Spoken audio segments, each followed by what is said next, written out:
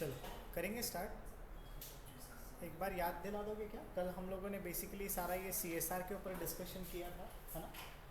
CSR के ऊपर सारा डिस्कशन ख़त्म करके आज अपने पास बेसिकली एक बिजनेस एथिक्स वाला पार्ट बचा है, ठीक है। प्रैक्टिकली अगर मैं आपके साथ बात करता हूँ तो जो बिजनेस एथिक्स वाला पार्ट है ना, दैट इज़ टोटली लेम नहीं बोलना चाहिए, that is totally basic general knowledge वाली चीज़ें हैं जो कि आप सब जानते हो उसके बारे में। एंड हम लोगों ने सोशल रिस्पॉन्सिबिलिटीज़ के अंदर वो पढ़ा भी है, लेकिन फिर भी क्योंकि अपने सिलेबस के अंदर है तो हम लोग एक बार उसको देख लेते हैं, ठीक है।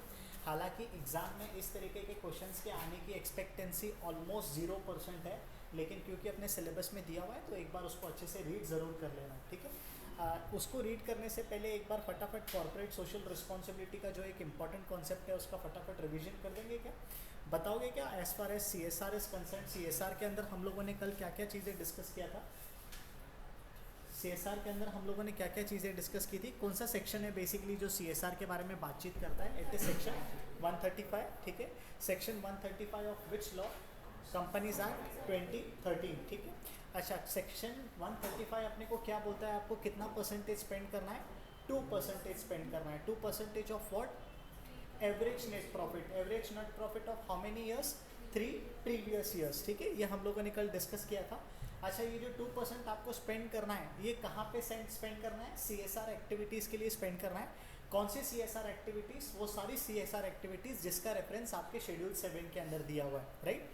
शेड्यूल 7 के अंदर जब हम लोग कल एक एक करके लिस्ट पढ़ रहे थे तो उसके अंदर हम लोगों ने इराडिकेशन ऑफ हंगर के बारे में भी पढ़ा था, उसके अंदर हम लोगों ने थोड़ा सा हेल्थ केयर के बारे में भी पढ़ा था, उसके अंदर हम लोगों ने थोड़ा सा नेशनल रिलीफ फंड के बारे में भी पढ़ा था, उसके अंदर हम लोगों ने वॉर विडोज़ के बारे में भी पढ़ा था, है ना। उसके अंदर हम लोगों ने स्लम एरिया के रीडेवलपमेंट के बारे में भी पढ़े थे। उसके अंदर हम लोगों ने बेसिकली थोड़ा सा हेल्थ वगैरह के लिए भी पढ़ा था, हॉस्पिटल्स के बारे में भी पढ़ा था, टेक्नोलॉजीज़ के बारे में भी पढ़ा था, पीएम केयर्स फंड के बारे में भी पढ़ा था। This is what activities we have seen, right. इसके अलावा हम लोगों ने कल थोड़ा सा क्राइटेरियाज के बारे में देखा गया था। ये सीएसआर किसको एप्लीकेबल होता है, ये सिर्फ और सिर्फ कंपनी फॉर्म ऑफ ऑर्गेनाइजेशन को एप्लीकेबल होता है, उसके बारे में भी कल हम लोगों ने डिस्कशन किया था, राइट। अगर आपका ऑर्गेनाइजेशन, अगर आपका business organisation company form of organisation के अलावा है तो सीएसआर का आपको कोई मैंडेट ऑब्लिगेशन नहीं है, ठीक है। आपके ऊपर कोई ज़बरदस्ती नहीं करेगा, लेकिन अगर आप वॉलंटरी करना चाहते हो तो आप बड़ी खुशी से क्या कर सकते हो, खर्चा कर सकते हो। अच्छा, 3 लिमिट्स के बारे में कल हम लोगों ने डिस्कस किया था। कंपनीज़ के अंदर भी हम लोगों ने देखा था कि बहुत सारी कंपनीज होती है, कोई लॉस मेकिंग कंपनी होती है, कोई प्रॉफिट मेकिंग कंपनी होती है। तो यहाँ पे सीएसआर का जो मेन मकसद है ना, सीएसआर की जो एप्लीकेबिलिटी है, ये सिर्फ उन कंपनीज़ के लिए जो है जो वेल इस्टेब्लिश्ड है, जो वेल प्रॉफिट मोटिव कंपनी है या जिसके पास अच्छा खासा नेटवर्थ है, ठीक है। 3 क्राइटेरिया हम लोगों ने कल देखी थी, याद दिलाओगे। What is criteria number 1, net. कितना क्राइटेरिया है नेटवर्थ का, 500 करोड़ और मोर। सेकेंड क्राइटेरिया हम लोगों ने क्या देखा था, turnover. What is the meaning of turnover, it is all about sales. Sales का कितना क्राइटेरिया बताया इन्होंने, 1000 करोड़ और मोर। तीसरा हम लोगों ने कौन सा क्राइटेरिया देखा था, नेट प्रॉफिट। नेट प्रॉफिट का कितना क्राइटेरिया था, इट इज़ 5 करोड़ और मोर। तो इन तीनों में से अगर आपका कोई भी चीज़ ट्रिगर हो जाता है तो ऑटोमेटिकली सीएसआर का प्रोविजन आपको एप्लीकेबल हो जाता है। एक और चीज़ हम लोगों ने यहाँ पे देखी थी कि अगर आपको सीएसआर वाला प्रोविज़न एप्लीकेबल हो जाता है तो आपको क्या करना पड़ता है, सीएसआर कमिटी बनानी पड़ती है और सीएसआर का पॉलिसी बनाना पड़ता है। This is what we have discussed yesterday, right. तो जहाँ तक सीएसआर पॉलिसी की बात है, पॉलिसी के अंदर कंपनी अपना एक रोड मैप बना के चलती है कि मेरे को कहाँ कहाँ पे खर्चा करना है और मैं जो भी खर्चा करूँगा उसका इम्पैक्ट क्या होगा, उसके लिए हम लोग पहले से ही प्लान बना के रखते हैं, पॉलिसी बना के रखते हैं। इसके अलावा अगर मैं आपके साथ बात करता हूं तो हम लोगों ने कमिटी मेंबर्स के बारे में भी डिस्कस किया था कि 3 कमिटी मेंबर्स कम से कम होना चाहिए। लेकिन अगर आपके कंपनी में सिर्फ 2 ही डायरेक्टर है तो आप 2 ही डायरेक्टर्स के साथ आगे जा सकते हो, कोई दिक्कत की बात नहीं है। जस्ट इन केस अगर आप सीएसआर वाले प्रोविजंस को फुलफिल नहीं करते हो, सीएसआर वाले प्रोविजंस के अंदर अगर आपका फेलियर हो जाता है तो हम लोगों ने थोड़ा सा पेनल्टी के बारे में भी डिस्कस किया था।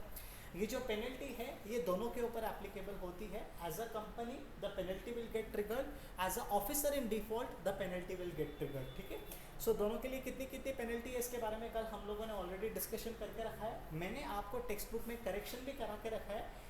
आपका फ़र्ज़ बनता है कि एग्ज़ाम में आप अपने टेक्स्ट बुक के हिसाब से लिख के आना और नीचे ब्रैकेट में अगर आप चाहो तो लिख के आना कि करंटली ये लिमिट्स है, ठीक है। ताकि आप दोनों चीज़ें अगर मेंशन करके आओगे तो सामने वाला जो बंदा है चेकर, उसको भी आप कुछ गलत नहीं बता रहे हो, बट आप अपने साइड से भी सही चल रहे हो, दोनों चीज़ें अपन करके आगे बढ़ रहे हैं, ठीक है। आज अपन बेसिकली क्या करेंगे ना, थोड़ा सा बिजनेस एथिक्स के बारे में डिस्कस करेंगे। ज़्यादा कॉम्प्लिकेटेड नहीं है, बस थोड़ी सी इंपॉर्टेंट चीज़ यहाँ पे सिर्फ समझने जैसी ये है कि बिजनेस एथिक्स होता क्या है। सुना है कभी आप लोगों ने एथिक्स के बारे में? थोड़ा सा प्रैक्टिकली बात करते हैं, ठीक है। बुकिश नॉलेज के हिसाब से नहीं बात करना है, बट बुकिश नॉलेज के हिसाब से भी चलो पहले समझ के तो लेते हैं एथिक्स मतलब क्या होता है। What is ethics as per you? What is ethics? आपने सुना है moral values? What is moral value? It's okay even if we are wrong, we are learning. What is moral value? Moral value आप किसको बोलते हैं? सोचो थोड़ा, लगाओ दिमाग। What is moral value? Example के तौर पे अगर मैं आपके साथ बात कर रहा हूँ, आई वॉज ड्राइविंग, रास्ते पे चलते चलते मैंने किसी का एक्सीडेंट होते हुए देखा, ठीक है। क्या उस बंदे का जिसका एक्सीडेंट हुआ था उसको हॉस्पिटल तक पहुंचाना मेरी जिम्मेदारी है कि नहीं? हाँ। अच्छा, अगर नहीं पहुंचाया तो क्या मेरे को पुलिस जेल में डाल देगी? So is it an obligation on me और it is my moral responsibility?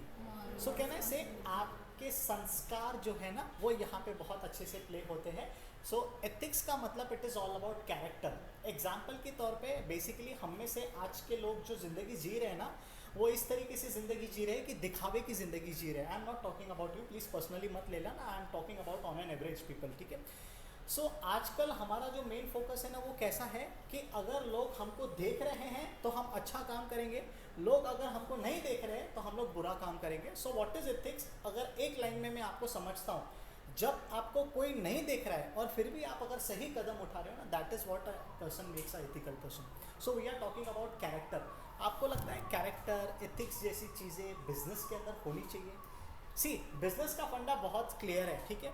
Business के अंदर आप लोगों ने इन्वेस्टर्स से पैसे लेके कैपिटल के फॉर्म में पैसा इन्वेस्टमेंट किया है, असेट्स खरीदी है, आपको सैलरीज पे करनी है, आपको ईएमआई पे करनी है, आपको इन्वेस्टर्स के रिटर्न पे करने हैं, आपको मैनेजमेंट को सारा का सारा पैसा देना है, ओनर्स को रिटर्न ऑन इन्वेस्टमेंट देना है, गवर्नमेंट को टैक्सेस देना है। That is absolutely okay. तो जब इतने सारे ऑब्लिगेशंस एक बिजनेस को फुलफिल करना है, आपको लगता है एथिक्स यानी मॉरल वैल्यूज यानी गुड कैरेक्टर आप अपने बिजनेस में अप्लाई कर सकते हो? बिकॉज बहुत सी बार ऐसे देखा गया है कि आपका अगर बिजनेस के अंदर कोई प्रोडक्ट एक्सपायरी वाला प्रोडक्ट होता है तो हम लोग उसका पीछे से डेट मिटा के एक नवा डेट डाल देते हैं। This is very common in general stores, if you guys are aware, right. Thinner लिया जाता है एंड उस थिनर के जरिए जो भी आपके खाने पीने की आइटम है, जो भी फूड पैकेट्स है, उसका पीछे से क्या किया जाता है, सारा का सारा चीज़ें मिटा दिया जाता है और फिर उसको एक नवा स्टैंप लगा दिया जाता है ये बोल के कि इसका मैन्युफैक्चरिंग अभी अभी हुआ है। So even though if no one is seeing that, still अगर आप बोल रहे हो कि नहीं मेरे को तो पता है ये जो भी चीज़ मैं कर रहा हूँ ये सही कर रहा हूँ, ये गलत कर रहा हूँ, बेसिकली उसको बोला जाता है बिजनेस एथिक्स। आपको लगता है बिजनेस में एथिक्स होना ज़रूरी है? Think from consumer point of view, think from government point of view, think from investor point of view, think from owner point of view, your answer will always be yes. लेकिन अगर आप business owner के perspective से सोचते हो ना, आप बोलोगे बिजनेस एथिक्स गया भाड़ में, मेरे को मेरा प्रॉफिट चाहिए। थैंक यू दादा।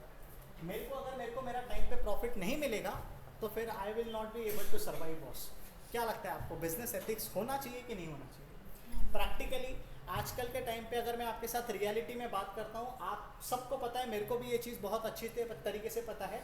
आपको नहीं लगता है आजकल के लोग, बहुत सारे लोग कैश में ट्रांजैक्शंस करते हैं और जो भी ट्रांजैक्शन कैश में होते हैं वो लोग हम लोग हमारे उसके आईटीआर के अंदर नहीं दिखाते हैं। एंड वो ट्रांजैक्शंस को अगर हम लोग आईटीआर यानी इनकम टैक्स रिटर्न के अंदर नहीं दिखाएंगे तो उन ट्रांजैक्शन के ऊपर कैश टैक्स नहीं पड़ेगा। यानी कैश में परचेज, कैश में सेल्स, कैश में प्रॉफिट्स, सारा का सारा काला धन इकट्ठा करके रखे हैं।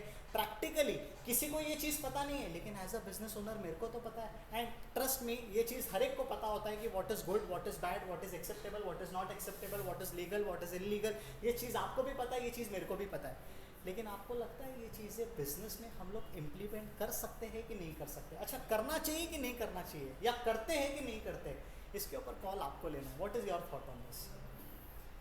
लगता है आपको बिजनेस एथिक्स या एथिक्स बिजनेस के अंदर होना चाहिए? आप अपना नुकसान भरपाई करके लेंगे लेकिन कस्टमर को फूड पॉइजनिंग नहीं होने देंगे, करोगे आप? शिरूर के अंदर मैं हमेशा ये एग्जांपल देता हूँ, फेक पनीर पाए गए थे, अडल्ट्रेटेड पनीर पाए गए थे। आप मेरे को बताओ अगर आप फेक पनीर बना रहे हो, रबर का पनीर बना रहे हो, means you have the intention to earn profit. गलत काम करके आपको प्रॉफिट कमाने की इच्छा है, क्या आपका बिजनेस एथिकल है कि अनएथिकल है? It is always unethical. तो ये अपने को क्या ज्ञान दे रहा है? ये अपने को बोल रहा है कि आपको एथिकल रह के अपना बिजनेस करना है। जितना बोर आपको सुन के हो रहा है उतना बोर मेरे को बोल के हो रहा है, तो आप सोचो बिजनेस इसको फॉलो करेगी कि नहीं करेगी? The answer is always no. कोई 1% होगा जो जेन्युइनली इस चीज़ को फॉलो करके आगे चलता होगा। समझ में आ रहा है क्या मैं आपके साथ क्या बात कर रहा हूँ? अब यहाँ पे ना कुछ तो बेसिक चीज़ें बताई हुई है, हम लोग एक एक चीज़ को नहीं इसको डिस्कस करते बैठेंगे, लेकिन इतना ध्यान में रखना कि बिजनेस एथिक्स का मतलब होता है आप अपने कस्टमर के साथ, आप अपने गवर्नमेंट के साथ, आप अपने इन्वेस्टर्स के साथ, आप अपने ओनर्स के साथ, आप सबके साथ फेयर ट्रीटमेंट करेंगे। आप किसी के साथ भी अनफेयर ट्रीटमेंट नहीं करेंगे। आप किसी के साथ भी गलत प्रैक्टिसेस फॉलो करके प्रॉफिट कमाने के पीछे नहीं पड़ेंगे। दूध खराब हो गया है तो खराब हो गया है, एक्सपायर हो गया है तो एक्सपायर हो गया, आप उसकी डेट चेंज करके अपने कस्टमर्स को नहीं बेचेंगे with the purpose of self, क्या बोलते हैं उसको, सेल्फ पिटी बोल दो, या तो फिर खुद को नुकसान से बचाने के लिए एक काम बोल दो, राइट? ये चीज़ें आप नहीं कर सकते हो। ये चीज़ें लिखी हुई है यहाँ पे। सो इतना तो मेरे को आपको लगता है समझाने की ज़रूरत नहीं है, आप बहुत अच्छे से स्मार्ट हो, आपको समझता है मॉरल वैल्यूज़ यानी क्या होता है। इसके अलावा देखो यहाँ पे कुछ बेसिकली डूस एंड डोंट्स है। सबसे पहले अगर मैं आपके साथ ये डूस एंड डोंट्स की बात करता हूँ ना, इसके अंदर कुछ भी नवा नहीं लिखा है। जो रिस्पॉन्सिबिलिटीज़ हम पढ़ के आए हैं वो रिस्पॉन्सिबिलिटीज़ का पूरा समरी यहाँ पे दिया है। आप जिस सोसाइटी में रह रहे हो, it is very much definitely कि आपके वहाँ को सरकार को आपको टैक्स देना चाहिए। आप अपने एम्प्लॉयज़ को फेयर वेजेस देंगे, इंसेंटिव्स देंगे। आपके जो भी एम्प्लॉयज़ आपके लिए काम करेंगे आप उसको टाइमली बेसिस पे सेफ्टी प्रोवाइड करेंगे, सिक्योरिटी प्रोवाइड करेंगे। आप अपने कस्टमर्स को क्वालिटी गुड देंगे। आप अपने कंज्यूमर्स के साथ रिस्पेक्ट के साथ बात करेंगे, and part of the profit आप अपने सोसाइटी के लिए अप्लाई करेंगे। टेल मी, ये सारी चीज़ें ना हम पहले पढ़ चुके हैं। जब हम लोग अलग अलग रिस्पॉन्सिबिलिटीज़ के बारे में पढ़ रहे थे, ये सारी चीज़ें हम लोग वहाँ पे पढ़ चुके हैं। बस यहाँ पे उन्होंने सबका समरी निकाल के दिया है एंड उसको नाम दे दिया है बिजनेस एथिक्स। तो क्या आप बिजनेस एथिक्स को फॉलो करोगे? It is absolutely yes. Practical level पे अगर मैं आपके साथ बात करता हूँ ना, जितने भी रिस्पॉन्सिबिलिटीज़ का रेफरेंस हम ऊपर पढ़ के आए हैं उसमें से सारे के सारे रिस्पॉन्सिबिलिटीज़ के लिए लीगल रूल एंड रेगुलेशन नहीं है। इसके लिए चैप्टर का नाम है social responsibility. It is not a legal responsibility. Social responsibility होता है अगर आप इसको फॉलो नहीं भी करेंगे ना, तो हो सकता है लॉ के पर्सपेक्टिव से आपको कोई पनिशमेंट ना मिले, कोई सज़ा ना मिले, कोई फाइन ना मिले, लेकिन आप लोगों के नज़र में और अपने नज़र में अपने आप को सत्यानाश करके बैठोगे। This is what they are trying to say. समझ में आ रहा है मैं आपके साथ क्या बात करूँ? क्या नहीं करना चाहिए? हेल्दी कंपटीशन को डिस्ट्रॉय नहीं करना चाहिए। सर कंपटीशन कैसे डिस्ट्रॉय होता है? CA, CS, CMA साइंस के classes are one of the best example for this, right? हमारे भारत के अंदर, हमारे पुणे के अंदर, हमारे महाराष्ट्र के अंदर और जो बहुत प्रोमिनेंट प्लेसेस है जहाँ पे इसके कोचिंग प्रोवाइड किए जाते हैं, एक दूसरे के जेलसी के कारण कोचिंग क्लासेस वाले अपने फीस ऐसे रिड्यूस कर देते हैं कि सामने वाले अगर एक कोचिंग क्लास का फीस 50,000 है तो मैं 45 करूँगा, उसने 45 किया है तो मैं 35 करूँगा, उसने 35 किया है तो मैं 25 करूँगा, उसने 25 किया है तो मैं 15 करूँगा, उसने 15 किया है तो मैं free of cost education provide करूँगा।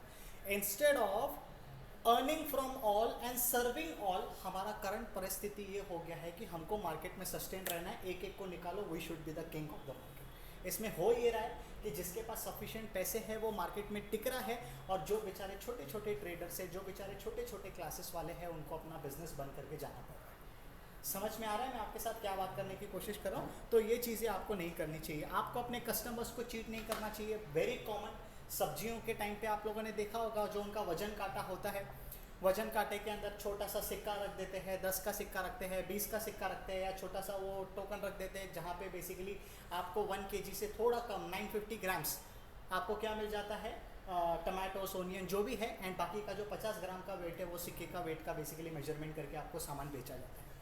10 सेफ अगर आपको दिया जाता है तो उसमें से एक खराब सेफ चिपका दिया जाता है आपको, लेकिन क्या ये एथिकल प्रैक्टिस है? अच्छा, आप बोलोगे कि एथिकल प्रैक्टिस नहीं है, ऐसा नहीं करना चाहिए, लेकिन आप बिजनेस ओनर के पर्सपेक्टिव से होके सोचो। आप बोलोगे कि ये 1 किलो का नुकसान मैं उठाऊं, मैंने खराब किया है इसको? नहीं, मैं यहाँ पे धंधा करने आया हूँ, मैं यहाँ पे प्रॉफिट करने आया हूँ। जो भी है मैं एक एक कस्टमर को एक एक आइटम चिपकाते जाऊँगा, चाहे वो टमाटो हो, चाहे वो पोटैटो हो, चाहे वो कुछ भी चीज़ हो। समझ में आ रहा है क्या मैं आपके साथ क्या बात कर रहा हूँ? Do not create monopoly. What is monopoly? आप लोगों ने इकोनॉमिक्स के अंदर पढ़ा है इसके बारे में? तो सिंगल सेलर बनाने के लिए लोग क्यों मना कर रहे हैं? अच्छा ना, सिंगल सेलर होला तो उल्टा वन मैन शो बन जाएगा। वन मैन शो बन जाएगा तो फिर हर बार आपको जहाँ चाहे वहाँ अवेलेबिलिटी मिल जाएगी, उसमें दिक्कत क्या है? प्राइजेस कुछ भी बताइए। समझना, अगर मोनोपोली बन जाएगा ना तो मार्केट में कंपटीशन खत्म, और अगर मार्केट में कंपटीशन खत्म हो जाएगा ना तो मार्केट में इम्प्रूवाइजिंग भी खत्म हो जाएगा, इम्प्रूविंग भी खत्म हो जाएगा। एग्जाम्पल समझना मेरी बात आप ध्यान से, मान के चलते हैं यहाँ पे एक रेस्टोरेंट है, यहाँ पे एक रेस्टोरेंट है, ये दोनों रात के टाइम पे क्या ऑफर कर रहे हैं? आपको ढाबे पे खाना ऑफर कर रहे हैं, राइट? एक रेस्टोरेंट वाला आपको कॉम्प्लीमेंट्री में क्या बोल रहा है? कॉम्प्लीमेंट्री में बोल रहा है कि जितने भी लोग आप यहाँ पे आएंगे हम आपको ड्रिंक्स देंगे, सॉफ्ट ड्रिंक्स देंगे, ठीक है। अच्छा, दूसरा रेस्टोरेंट वाला क्या बोलता है कि यार हम आपको क्या करेंगे, सॉफ्ट ड्रिंक्स के साथ साथ जितना भी आप रोटी खाओगे हम आपको रोटी फ्री ऑफ कॉस्ट देंगे। इस चक्कर में ये करते करते करते करते करते सारा का सारा क्राउड एक कस्टमर के पास आ जाता है, एक होटल के पास आ जाता है, दूसरा ढाबा बंद हो जाता है। तो जब एक ही मार्केट में रह जाता है ना तो वो बोलता है एक रोटी का 500, खाना है तो खाओ नहीं तो निकलो। This can happen, yes. If this is happening, can I से कंज्यूमर आर सफरिंग? यस। तो कंज्यूमर को सफर नहीं करने देना है। Do not create monopoly, right? Economics के अंदर तो और बहुत सारी चीज़ें आपने पढ़ी होगी, मोनोपोली के अलावा ओलिगोपोली पढ़ा होगा, सो एंड सो पढ़ा होगा, लेकिन उसको अपने दिमाग से हटा दो।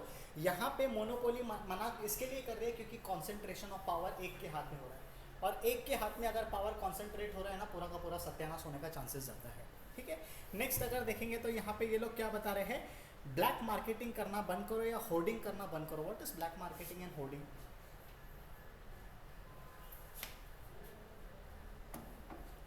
What is black marketing, hoarding? आपने वो देखा है तारक मेहता का उल्टा चश्मा में सारा का सारा बावरी कांदे का स्टॉक रख देती है गोडाउन के अंदर? Can I say that is hoarding? आप एग्जाम्पल, अगर मैं कोई एक बड़ा होलसेलर हूँ, मेरे को कांदे मिले हैं 6 रुपया 7 रुपया पर केजी के हिसाब से, लेकिन मेरा इंटेंशन ना यहाँ पे ज़्यादा प्रॉफिट कमाने का है। मैंने क्या किया, सारा का सारा स्टॉक जो है ना उसको अपने गोडाउन के अंदर दबा दिया, ये बोल के कि ये स्टॉक को मैं मार्केट में निकालूंगा ही नहीं जब तक कांदे का प्राइस 15 से 20 रुपया पर किलो नहीं हो जाता है। आपने पढ़ा है लॉ ऑफ डिमांड? क्या है लॉ ऑफ डिमांड का रूल? क्या है लॉ ऑफ डिमांड का रूल? क्या है? प्राइस ऊपर डिमांड नीचे, आर यू श्योर? और डिमांड ऊपर प्राइस नीचे, आर यू श्योर? सप्लाई बता रहा हूँ मैं या मैडम बता रही है? प्राइस ज़्यादा होगी तो सप्लाई भी ज़्यादा होगा। प्राइस ज़्यादा होगा तो सप्लाई भी ज़्यादा होगा। आप मेरे को एक सिंपल सी बात बताओ सर, आप मार्केट में सप्लाई कब करोगे? जब उसका डिमांड ज़्यादा होगा। मार्केट में सप्लाई तब होगा ना जब उसका डिमांड ज़्यादा होगा, अगर उसका डिमांड कम होगा तो ऑटोमेटिकली उसका सप्लाई भी कम होगा। तो यहाँ पे ये लोग क्या बताने की कोशिश कर रहे हैं कि हम लोग पहले क्या करेंगे ना, नकली डिमांड मार्केट में क्रिएट करेंगे, और जब डिमांड बेसिकली सप्लाई के तहत फुलफिल नहीं होगा तो ऑटोमेटिकली हम लोग क्या करेंगे, धीरे धीरे करके उसका प्राइस राइज करके उसको हायर प्राइस पे बेच के मार्केट को पूरा सत्यानाश करेंगे। आज के टाइम पे ट्रस्ट मी, वेजिटेबल्स फ्रूट्स बहुत कॉमनली उसको होर्डिंग किया जाता है, उसका प्राइस बढ़ा चढ़ा के मार्केट में बेचा जाता है, ठीक है। पाकिस्तान की तो मेरे से बात ही मत करना। पाकिस्तान के अंदर बेसिकली उन लोगों ने टमाटोस को 200 रुपया प्रति किलो बेचा है, राइट। एंड हमारे भारत के अंदर भी ऐसी सिचुएशन आई है जहाँ पे बेसिकली हम लोगों ने ऑनियंस इतना कॉस्टली खरीदा है। I don't know whether you are aware और नो, एक छोटी इलायची होती है ग्रीन कलर की, उसको क्या बोलते हैं, कुछ भी बोलते हैं, हाँ सर, ग्रीन कलर की एक छोटी सी इलायची होती है, उसका प्राइस ना एक पाव का समवेयर अराउंड 600-700 के आसपास जाता है। रिसेंटली केरला के अंदर फ्लड्स आए थे, तो वो जो फ्लड्स आए थे ना उसके कारण जितना भी इलायची था वो सारा का सारा सत्यानाश हो गया था फ्लड्स के कारण। उन्होंने वो इलायची को स्टोर करके रखा, 3 महीने तक मार्केट में सप्लाई बंद कर दिया, और जब उसका प्राइस 1500 रुपये को एक पाव हो गया था ना तब उन्होंने मार्केट में बेचना स्टार्ट कर दिया। So this is how they are making profit. लेकिन is this expected? No. Again covid जैसी सिचुएशन में रेमडेसिविर जैसी वैक्सीन जो हमारे लिए बहुत ज़रूरी थी उस समय, 2000 की वैक्सीन को 80,000 में बेचा गया था। Why? Because they played the role of hoarding, right. तो कहीं ना कहीं ये चीज़ें आपको नहीं करनी है और आपको सीक्रेट एंड अनरीजनेबल प्रॉफिट नहीं कमाना है। देखो ये सारी की सारी चीज़ें अपन ने ऊपर डिस्कस की हुई है, ये यहाँ पे मैं इसके लिए आपको बता रहा हूँ क्योंकि आपके सिलेबस के अंदर लिखा हुआ है और आप इसको सुन के थोड़ा सा ये हो रहे हो, आई अंडरस्टैंड, बट ये सारी की सारी चीज़ें डन। और इसका मेन देखो ये लोग क्या बता रहे हैं कि आपको पहले सर्विस के ऊपर फोकस करना चाहिए, प्रॉफिट बाद में देखना चाहिए। आपको लगता है ये चीज़ सही है? अब जब आप किसी हिली एरियाज में जाते हो, इमेजिन अ सिचुएशन, रात के टाइम पे आप गए हिली एरियाज में गए, let us talk about Lonavala. आप रात को लोनावला भटक भटक के पहाड़ पे पहुंच गए, सुबह के 6 बजे 7 बजे आप वहीं पे हो, वहाँ पे कोई भुट्टा लेके आया है, भुट्टा गर्म करके दे रहा है, you are happily having the bhutta of after having all the Frooti and all, while having the bhutta you don't have any money in the pocket. आपको लगता है वो बंदी या बंदा आपको बोलेगा अरे आप भुट्टा खाओ सर, छोड़ो ना, पैसे की कौन बात कर रहा है। पैसा नहीं देगा ना, पतरे के शेड में लेके धोएगा वो आपको। समझ रहेगा मैं आपको क्या बताने की कोशिश कर रहा हूँ। लेकिन ये चीज़ें सिर्फ बुकिश कंटेंट है, रियल लाइफ में ये नहीं चलता है। रियल लाइफ में it is very clear, give the money, take the product, if you want the product take it, if you don't want the product चलो आगे बढ़ो। अपने पास 140 करोड़ की आबादी है, अपने पास सफिशिएंट लोग हैं, कस्टमर्स है प्रोडक्ट को खरीदने के लिए, ठीक है। नेक्स्ट देखो यहाँ पे एक और झूठ लिखा हुआ है, कस्टमर इज द किंग। अच्छा, कस्टमर किंग है जब तक आप उसको एज अ किंग करके महसूस दिलवाते हो। एक बात मेरी ध्यान से रखना, कोई कस्टमर अगर आपके पास आता है, what does king can do? King can do anything, right? And business owner can also do anything. If you are here for getting the food, I am here for giving the food. If you are talking in a bad way, please get out from my restaurant, this is what the owner will say. आप king रहो या king के father रहो, that doesn't matter, ठीक है। अच्छा, again यहाँ पे ये लोग बोल रहे हैं make your business just, fair, human, efficient, dynamic, बड़ी बड़ी बातें की हुई है। एवर चेंजिंग बिजनेस होना चाहिए, फेयर होना चाहिए, ह्यूमन होना चाहिए। 11th स्टैंडर्ड के OCM के अंदर आपको पहले चैप्टर के अंदर सिखाया गया है business is nothing but it is an economic activity which is done for the purpose of earning profit. वहां पे तो ये चीजें नहीं बताई थी आपने। अगर आपको बताना चाहिए था तो उधर बताना चाहिए था, economic activity done with the intention of earning profit, but this profit should be earned in a fair way. पढ़ा था आपने कहीं पे भी 11th स्टैंडर्ड के OCM के अंदर? नहीं। तो ये चीजें सिर्फ किताबी ज्ञान है, रियल लाइफ में क्या होता है इसको आपका भी जानकारी है, मेरे को भी जानकारी है। समझ में आ रहा है कि अपन क्या डिस्कस कर रहे हैं? अच्छा, एक थोड़ा सा सिर्फ मैं आपको बता देता हूँ, ये जो एथिक्स वर्ड है ना, ये बेसिकली ग्रीक वर्ड से डिराइव हुआ है, एथोस नाम के ग्रीक वर्ड से डिराइव हुआ है, जिसका मतलब होता है character, right? It is a set of rules, set of principles which is expected to be followed by every kind of business operating in India. हाँ, अगर मैं आपके साथ थोड़ा सा, मैं आपको एक बेस्ट एग्जांपल बताता हूँ इसका। You know, when you go to some foreign country के अंदर ना everything is digitalized. आप किसी स्टोर में जाते हो, ओनर अगर सोया भी है तो आप स्टोर में से सामान उठाते हो, स्कैन करते हो, पेमेंट करके बाहर निकल के आते हो। अपने इंडियन स्टोर के अंदर घुसे, ओनर सोया है, एक ब्रेड डाल दे जेब के अंदर। Are we ethical? I am not questioning, मैं सिर्फ आपको ये सवाल पूछ रहा हूँ। मैंने बहुत सारे ऐसे क्लिप्स देखे हैं, रियल लाइफ में देखे हैं, जहाँ पे ओनर स्टोर के अंदर अगर कोई नहीं भी है ना, तो भी एक छोटा सा भी चॉकलेट का लेते हैं ना packet, we scan, we make the payment. And in India छोड़ना यार, सामने सामने ओनर के एक पैकेट निकाला, खोल के खा गया, अरे हमने कुछ नहीं किया भाई, जो था वो हो गया, राइट? सो कहीं ना कहीं it is a set of rules जो आपको फॉलो करना चाहिए। थोड़ा सा डिफरेंस पर्सपेक्टिव से अगर मैं आपके साथ बात करता हूँ, भारत एक डेवलपिंग नेशन है। डेवलप्ड कंट्रीज में इसको थोड़ा सा स्ट्रिक्टली देखा जाता है, डेवलपिंग कंट्रीज में चलता है। ये जो चलता है वर्ड है ना, ये हर जगह पे फॉलो होता है, चाहे वो लॉ हो, चाहे वो बिजनेस एथिक्स हो। इतना ही है बस, इसके अंदर और कुछ ज़्यादा है नहीं। बस ये देखो, ये लोग अपने को क्या बताने की कोशिश कर रहे हैं कि जब भी आप डील करेंगे, आपको बहुत अच्छी तरीके से पता होता है सही क्या है, गलत क्या है, गुड क्या है, बैड क्या है, फेयर क्या है, अनफेयर क्या है, लीगल क्या है, इलीगल क्या है, जस्ट क्या है, अनजस्ट क्या है। एग्जाम्पल, मैं आपको कुछ गंदी चीज़ें नहीं सिखा रहा हूँ, बट मैं सिर्फ आपको एक चीज़ बता रहा हूँ। रात का टाइम है, आपके पेरेंट्स आपके सामने नहीं है, आप दोस्तों के साथ हो, ठीक है? तो जब आप दोस्तों के साथ, मैं गंदी चीज़ें नहीं सिखा रहा हूँ, मैं सिर्फ आपको bad thing, good thing, just thing, unjust thing जो टेक्स्ट बुक बोल रहा है उसको समझाने की कोशिश कर रहा हूँ, right? You are, the parents are away, maybe parents are at home, you are at your friends home, और you are some kind of party, right? And someone is having cigarette, और maybe someone is having a kind of wine and alcohol, and आपका दोस्त आपको बोलता है अरे P न रे, कौन देख रहा है तेरे को? आप क्या करते हो? There you have two options.